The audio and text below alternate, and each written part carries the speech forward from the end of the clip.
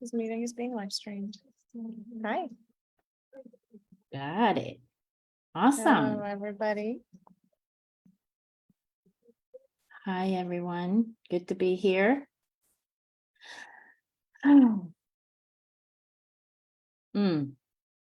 Today, we're going to talk about holding space. And this is a nice transition from our last talk where we were talking about emotional safety. Yeah. So they kind of go hand in hand. So what is holding space? I think that's kind of a couple of years ago, I started hearing that. And I remember when the first time I heard, that there is this concept of holding space for somebody. And I wasn't quite sure what that meant. Now, today, I understand it deeply. So holding space for someone, it has to do an ability to give empathy and just ability to stop into the moment. So let's say Claire is going through something right now. She cannot talk about it. She don't want to talk about it. She feels like it's her private thing, but she can tell me, Kirsi, something's bothering me right now. And I can offer to hold space for her where I bring my empathy and my compassion and unattachment. So I am not asking her questions, Claire, what is it? Tell me, and, maybe it'll help you to share. No, I'm not asking her any of that. I don't need to know any of that. So what I'm just doing is energetically creating space where she can feel that she's accepted just the way she is, with those emotions that she's going through. And I am here, a present human being, a fellow human being, offering her a neutral space to continue to feel what she's feeling into. And then she knows that she's not alone.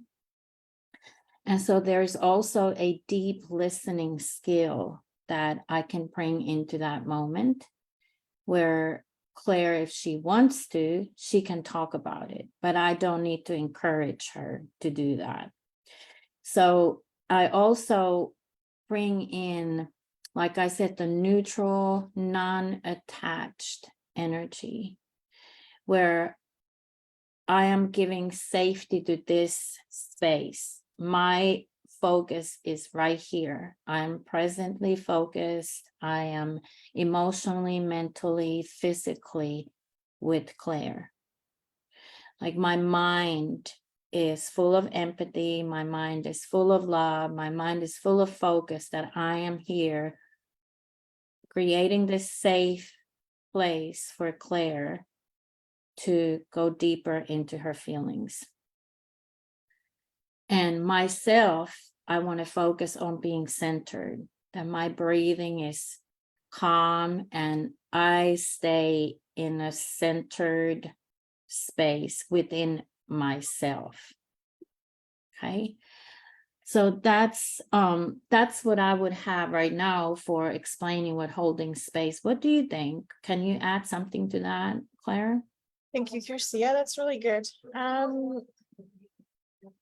Yeah, so for me, like, this is something that's so crucial and so key, both in like the practice of working with people and helping them move through experiences, difficult experiences usually, right? And also, right, when you're just interacting, when you're like working with people, but also when you're interacting with your dear ones. And, then when you have an idea of what that means, you also just sort of sometimes when you're going through something, you just really wish that your friends or your family or whoever you're talking to, they also knew what that meant, right? Like also have that notion of holding space and were able to hold space for you in a certain way. So I really thought that this would be such a good topic to talk about because like in English, it's become quite a term, and I feel like it gets thrown around a lot, and some people are very familiar with the term, and some people are not. Some people think it's just some sort of new agey terminology, but I have recently moved back to my native country, and I've been trying to, explain to people what I do with my clients as a coach.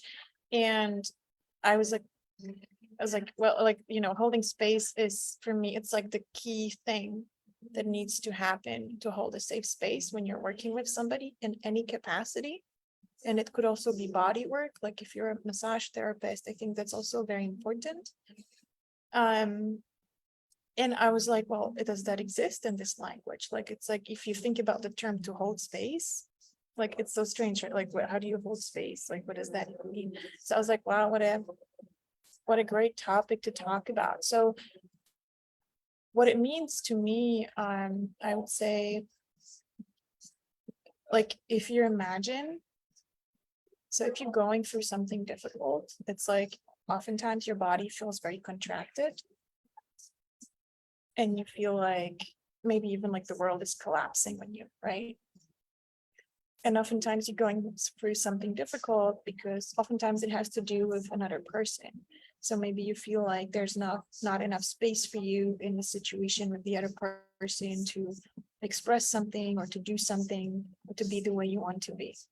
And so it's like your space is kind of like contracting. And so what could really help you would be to, on the contrary, expand and really take the time and really take the space with whatever process you need to go through. So, like there's a difficult emotion, and oftentimes what we do, we just like try to suppress it, like try to hush it down, like push it down, right? So like we're trying to make it smaller. It's like, I'm not that sad, I'm not that angry, go away, like I'll squeeze you inside. But actually, what is helpful is the opposite. It's like we allow it to take space, we allow it to be in the space. And by, allowing it to take up space, it can process and metabolize, right? And then you feel better because you allow it to just like, like a cloud to sort of expand and then just sort of just evaporize, like just dissipate, right? And so by holding space, I imagine that, let's say I'm going through something and Kirsi is going to hold that space for me. So maybe I'm really in it, right? Like I'm just like, I'm stuck in my brain and I'm like so angry or so sad. And she's just gonna like imagine like we're in this big room, and she's just gonna imagine we're in this big room, and she's gonna basically set this room for me. And she's gonna be like, Claire, I'm gonna put you in this very big room. It's very big and it's empty. There's just you. And you and your process and your emotions can get as big as they want in this room. And I'm going to hold this room for you. It's all for you and your emotions, for you and your process, for you and your expression. If you need to scream, if you need to cry, if you need to say things, this room is only for you, and you can do whatever you want in it. As loud as it's going to be, you can fill this massive room. And this room is going to feel safe for me to do that, right? So like if I was in a big room, but there was another person who was going to judge me or scream at me for doing something, then I'm not going to feel safe. But if this room is safe, then maybe I'm going to allow myself to have these things come up. So yeah, I really imagine just like somebody just like holding this sort of protective space around you so that you can really feel like I can really go there. There's no danger if I go into my process. Does that make sense? I love that. Yeah. And I love that, the visual structure of the space. And yeah, so, and I also love what you said about how you describe the energy. So when you're in that process, you're trying to push it down. So it's like ignoring it, denying that it exists. So that is what we do with our brain when we have emotional pain that is showing up in our bodies. So when the other person, of course, the opposite of holding space is ignoring that somebody, I would ignore that Claire is in emotional state. And I would say, oh, it's okay, Claire, that's okay. Put your big girl panties on. We're going to be okay. Let's just go forward. Let's forget about that. Let's go have a drink, Claire, or whatever it is. So that's the opposite of holding space. Yeah. It's so important, this whole process of holding space. And like Claire said, it's beautiful to have people like that in your life who understand really the process, what happens when you hold space for somebody, versus when we deny that this process is going on.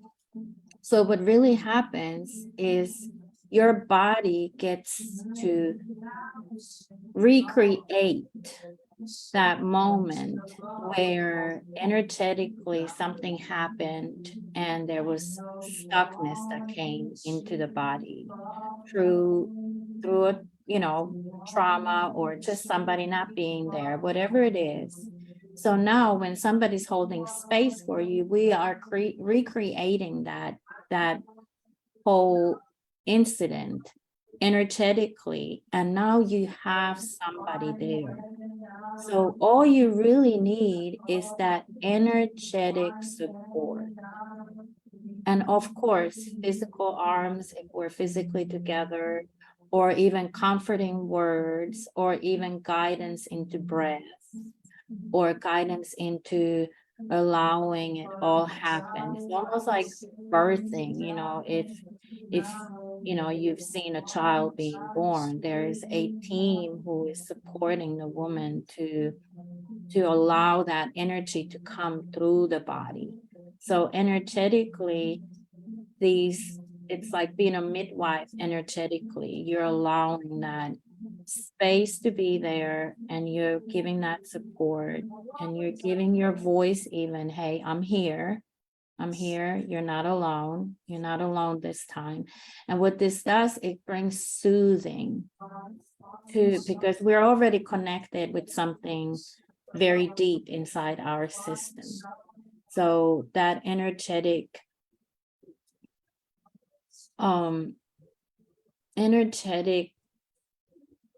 rumble, what's going on in there, and those emotions are already present. So now we're just bringing into that other human being and the present, non-judgment, non-instructions, only support. Beautiful. Beautiful. Thank you, Kirsi. So I think you pretty much already went into that, but if you want to add something, how would you say that this can help someone? Yeah. So Like the if most I important, if I hold space for you, yeah, like what are the benefits? right. Why is it important? Somebody was trying to call me. Sorry about that. Let me put my phone on here. So how does this benefit from what are the benefits? So they can be life-changing, really, because this person is now in this incident, in this place of their energetic body and their energetic experience. They're being given safety that they didn't have in this place. Okay, so that safety is going to touch their nervous system. So their nervous system is changing from a fight or flight in this situation, in this energetic meeting. It's coming from fight or flight into the rest and digest. So it's moving from red to green. So what we're doing, we're creating expansion in our system, in our energetic body. We're releasing something that was stuck. It could be a quick release, or it could take 4 days or weeks. It could just be, that I'm sitting here with Claire and supporting her, and she's going to just walk out and looks like a whole new person, looking different, feeling different. That burden is has been lifted. Nobody knows, nobody's in charge of this. She's not in charge, I'm not in charge. Her awareness is in charge. So her awareness has been given this space and time to allow that energy to do what it's doing. And first of all, just to be showing up. So the benefit is your nervous system will shift from fight or flight to rest and digest in the process. The process can be longer or shorter. And also, what this does, it deepens your relationships because you have a new trust.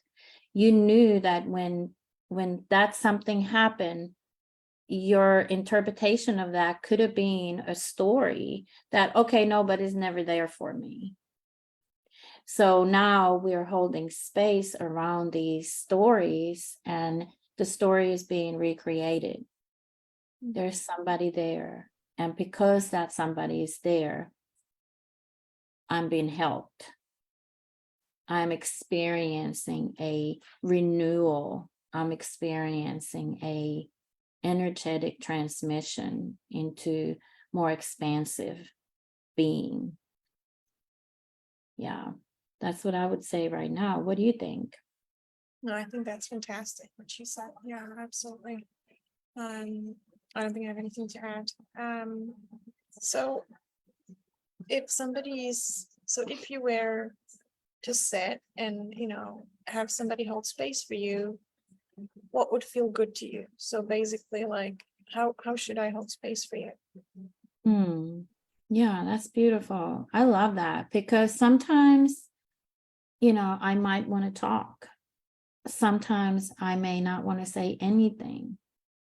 So I think it just really depends on like where I am, with that process. And so I would already trust you to come to allow you to come close to my process. And then I would just communicate. I would just say, Claire, I don't want to talk. I'm exhausted. Or do you mind if I share with you what's going on? And holding space is, is really, like I mentioned before, it's really not a space for instruction. However, that can come through that process. So somebody who we're holding space for, they can all of a sudden remember something, that has affected this story or this energetic space where they're in. And there may be an incident that they remember or whatnot, or the person who's holding space, they might get like, hey, I'm feeling something. Do you mind if I share? So I would like for you to always be kind of checking in. Hey, where are you right now? How do you feel? And maybe even ask me, where in your body are you feeling this? Because maybe I'm so out of it that I can't even connect to my body. So I would love that, to kind of have that support to guide into the body. And yeah. Yeah, absolutely. I think that's exactly, like, that's just really being in the moment and really like not pushing anything, just really trying to be connected to the person and like feel into, it's like we say that all the time, right? It's like we say like, oh, that person doesn't read the room at all because they just say things that nobody wants to hear. And it's like, don't you see who you're talking to? Like, don't you read the room? Like, everybody's hungry, nobody wants to listen to you, or like everybody's bored, like you keep talking, right? So it's the same thing, right? It's like, read the room, like feel the person, see where they're at, like see if you need to. And this works for everybody. Actually, like when I was a teacher, this was the same thing. It's like, you have a packed schedule, you need to like You need to like go for your lesson plan in that lesson. And if you just keep talking, or if like the students are tired, like you're not gonna get anything done. So I constantly like kept checking in with the students. It's like, how are they feeling? Like, how are they looking at me? Like, are they responding? It's like, do we need to slow down here? Are they like frowning at me? Like, are they like, what is she saying? Right. So just check your person, right? Like make it about them. So you answered beautifully, like how would you want them to hold space? And I guess there's also the question of like, how would I not want them to hold space? So what I would not want would be for somebody to make me wrong, be like, oh, you should have done it this way. It's like, see, like learn the lessons, don't do it again. Like if they're, yeah, like, there's a scope for the lesson, but maybe they get to learn it themselves. Like, they'll figure it out that they don't want to do that again. But like right now, they feel really hurt. They feel really sad. Like you don't have to make them feel even worse. Like that's just not helping. We're just here to hold space for their process, what's here, right now. And that's going to be the most helpful thing. So yes, you can offer some advice, but I would say really check in like with there's like try to feel into where they're at. Like, are they open for advice? Is that what you need to say right now? Or is that gonna like make them angry or even more sad? And maybe if you're not sure, you can ask them, be like, can I offer something? Can I share my piece of advice? Like, are you open for that right now? And really check in with them. They're gonna appreciate that, right?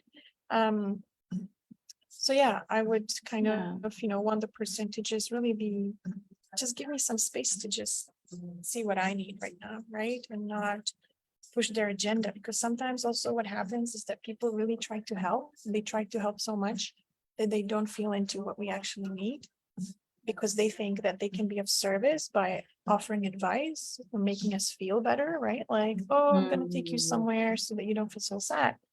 But maybe that's what we need right now. And maybe, everybody needs something else, or maybe even I myself, one day I need something and the next day I need something else. So just really try to be in the moment, and like, don't hold your agenda of like, I need to help this person, right?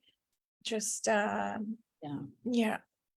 That's huge, for me at least, like with my kids. Like this is what parents, at best, parents hold space for their children continuously and allow that space to be so solid that the child, because the child cannot regulate their own emotions. It only starts later in life, like 6, 7 years old. They start practicing it. So our role as a parent is huge in holding space for our kids. And I think that's a huge subject actually, because like you said, don't make me feel wrong about my emotions. So this happens so many times with children, so it's a beautiful conversation into that, so being a certified parenting coach, this is something that I want to really bring through to parents, because once we learn this, it can actually eliminate so many problems, because a lot of the problems that our children are having right now is because they don't feel seen, they don't feel heard, and they don't feel validated. Their emotions, their emotional states, and their whole metaphysical existence, they don't feel validated. They feel so indifferent from the world, which they are, but they need our support. They need this holding space where they really feel like I am. And this is for us adults too. It's kind of like this old energy versus the new energy. Like we get to relearn that we're okay just the way we are. We are enough just the way we are. And we have the support and the courage within ourselves and with our friends to sit with what is. We don't have to freak out if we feel extremely sad today. and maybe tomorrow, and maybe next day. We can just relax into that. And this is where the holding space is so important, because we can relax into ourselves knowing that somebody else accepts me just the way I am right now. And as you can tell, this is pretty simple, but it's so huge to our nervous system. I mean, this can, this is for the teachers, this is for the parents, this is for the managers, spouses. for the spouses, yes, into friendships. I mean, this can revolutionize our whole cultural existence, really, because most of the people are in a fight or flight. And what has got them into the fight or flight is they don't feel supported, they don't feel seen, they don't feel heard, and they're in fear of losing connection with the rest of the world, because that's what's happened. So it's huge. Yeah. So I would like, so as a coach, the first thing I want to make sure when I come and, hold space for somebody, I want to communicate myself that I'm here for you. Okay. And I will let them know that, hey, considering, the situation, breathe into your body. So I'm starting to guide the person into their body, just kind of checking where are they. They may be all out or all in somewhere. So I'm trying to bring that connection. I'm here. Let's breathe. Come back to the body. Where do you feel in your body? And allowing to whatever is there to be there. And I'm confirming that I'm here with you. This time you're not alone. And this is all good. So I'm making sure that I stay present and grounded. I keep feeling my feet, and I want to make sure that Claire, if it's Claire, she can feel her feet. Just kind of keep guiding that presence into that body. And also asking, hey, how are you feeling? How you feel right now? Encouraging her to put it into words. Sometimes it's difficult to put it into words, and then we just wait. So we're not trying, we don't have an agenda. It's kind of probing questions and kind of riding those waves of emotions with that person. Supporting, like there could be a lot of pain present, and even supporting in that, hey, I'm right here, try to lean on me, try to kind of direct a little bit out of pain, Yeah, if I can, I just want to make a point there, just to sort of distinguish between something you touched upon, both things. So Kirsi that mentioned the word empathize or like empathy. So I just want to make a distinction here between empathy and compassion. So I would not suggest empathizing with the person in the sense that, oh, they feel so bad, I really want to help them, so I want to empathize because that's going to help them. So I'm going to try to feel into how bad they feel. And then you're going to be like, oh, I'm in it with you. I'm supporting you because I'm feeling it with you. So I really get you. Like, I'm really I'm really there with you in it. Like, you're not alone. But if you make yourself really empathize with them and feel the same thing, you're not going to help them, because just like Kirsi said right now, invite them to lean onto you. So if you lower yourself to sort of feel like be really in it, inside of it with them, you're not in a place when they can really lean on you, because you're both sort of like, oh, we're just here, right? So try to really imagine, like, lean on me, like I'm here, I'm the support that you can lean on. so you can feel, like you can feel, you can see, but like you're sort of seeing it, feeling it a little bit from above. It's like, I can really feel your pain, or like I can really imagine your pain, but I'm not going to try to enter that pain and be in the pain with you, because then I'm not like, I don't have the resource and the ground and the stability to be the support that you can lean on. Does that make sense? So just trying to have compassion. But I think that's one thing that sort of, again, we learn from culture, that, you know, it's like, oh, somebody else is not doing well, so I should also not feel well, because, you know, that's like moral, right? Like morality, like it's not okay to be strong and support and doing fine if somebody else is not doing so well. But actually, you're not helping anyone if you're just trying to like empathize with everybody who's not doing well, because then you can't be that rock solid foundation that they need, so that they can see that there's something strong to lean on, so that they can see, they're like, I can actually, this is how I want to feel, not right here, right now, like, but I want to, you know, expand towards that. So I just want to make that distinction. Yeah, I love that, because you know, we have talked a lot about, maybe we haven't, but there's a lot of talk of, you know, empath, you know, like I'm an empath. So I can easily feel what a person is feeling. And I actually I had to grow in this area as well. So and this has to do with holding space.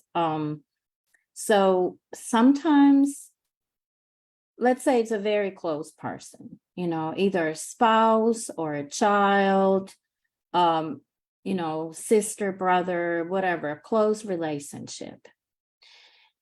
And I'm having this close relationship with Claire, and Claire is not feeling well. And I can, before Claire even says anything to me, I can feel it. I can feel that sense of urgency in her system. And being an empath, I want to take that away from her. I don't want her to feel bad. I'd rather have it on myself than have it on her. So I can try to go and try to fix it. But because I understand that I need to be the resourced one, I'm not offering of the same. I'm not trying to take away anything. I'm not trying to give anything, and I'm not trying to take away anything. All I'm doing is creating a space where I am neutral myself, and I trust in this process. Yeah. So that's just something that that brought through to me. Is I remember my daughter used to say to me, "Mom, you don't need to fix this. You don't need to fix this." Wow. And Yeah. I would try to fix it. And all she wanted me to do is to hold space for her. She wanted to feel that I was more resourced that she was. That Right. made her feel safe. Right. It made her feel unsafe when I started offering, you know, why don't you try this or do that? But hey, you did When you that, you know, start running around, right? It's like, or like, how yeah, can we fix this? Yeah. yeah, or say, hey, I know, even to say, oh, I know how that feels. It's okay, you know, you'll be feeling better in a few days. It's still not offering the space. It's not offering that energetic space, you know.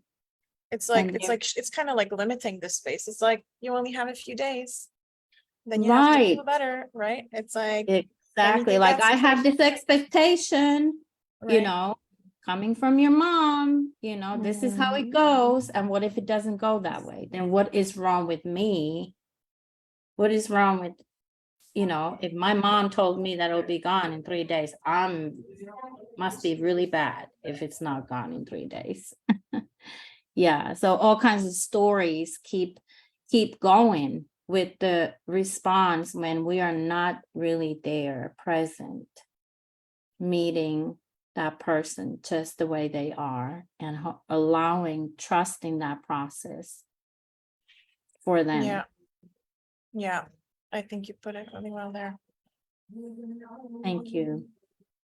Yeah, it's a huge subject, really. Mhm. Yeah, I think, yeah, because just seeing how much potential it can have, that's like literally what people do in therapy. They don't go, do they really go for the advice, or do they go for like, that's like, it has always been like a running joke. Like you go and you just talk alone for an hour, nobody says a word, and at the end you're like, thank you, you solved my problems. And the therapist is like, you're welcome, I didn't open my mouth for an hour, right? It's like, because they don't, like, they just listen, they don't offer like, do this, do that, like you're wrong, blah blah blah, you always do this, like none of that, right? Mm, right. Yes. And when we have the knowledge of how our body works, how are the energetics in our body, how does our brain work, what are our own attachment styles, how do they work in this whole process of emotions and physical healing and all of this.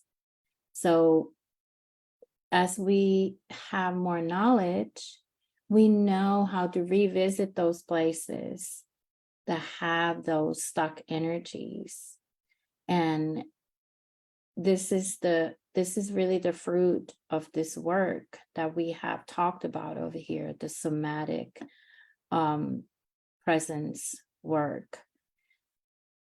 The fruit is that it really does bring ripple effect into our own lives, into our relationships. And what is it that does it? It's the safety. It's the being seen. It's the being heard without any judgments, without any suggestions, without any analyzation, without saying that, hey, I might know this better than you, so let me tell you, you might want to try this. None of that, just pure presence. Yeah. Yeah, the power of presence. Yeah. It's amazing. Beautiful. Thank you for these beautiful insights. Thank you. And thank you all the listeners. If you have any comments there, shoot us a comment. It's always nice to see comments there and kind of delve in a little bit deeper from Absolutely. different perspectives that you all Yeah. have. So yeah. So next week I'll be on vacation. So we will have to kind of see how the dates will go. I think I actually am traveling next week. So on that date. Oh, beautiful. Yes. Not yet. I can do it. Yeah. Well, then we'll see you all in a week. If you have any topics that you want us to address, we'd love your suggestions. So let us know in the comments. And in the meantime, have a great week. Bye. Bye.